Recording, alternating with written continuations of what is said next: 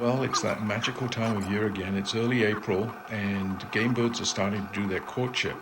And none are perhaps as animated as the Sharptail Grouse in their courtship and dance rituals on their leks, the breeding territories. I know of a couple of leks about an hour and a half southwest of my home, and so today, well before dawn, I decided to make efforts to reach them. We did have a big dump of snow last night, and in the previous 48 hours, it's accumulated quite a bit.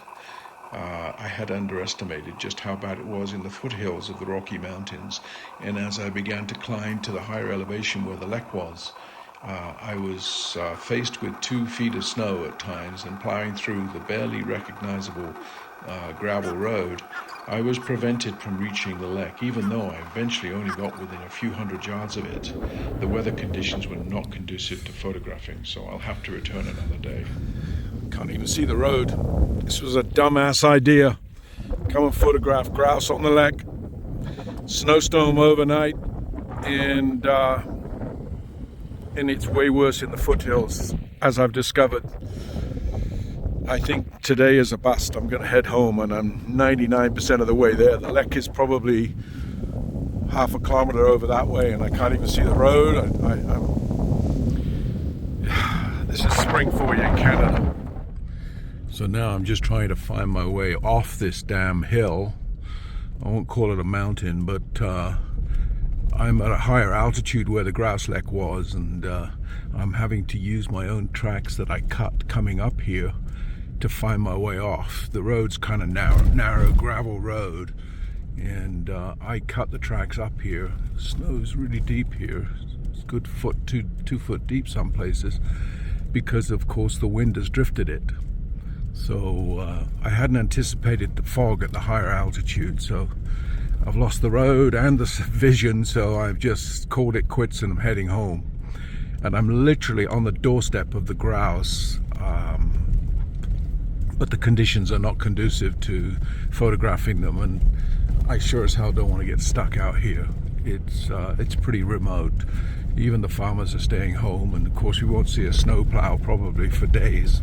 Driving these roads this time of year, there's a whole bunch of grouse in this tree here. So there's obviously more leks around than I am aware of. I know of 2 anyway, but the habitat is conducive to leks back there.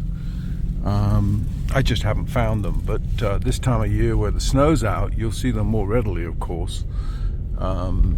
I'm just checking this area out because where I tried to photograph grouse this morning, I was cut off. The snow's too deep, and it's hard to believe it's April the 5th or 6th, and then we've got a big dump of snow again. But yeah, there's probably a lot more grouse down here than I give credit to.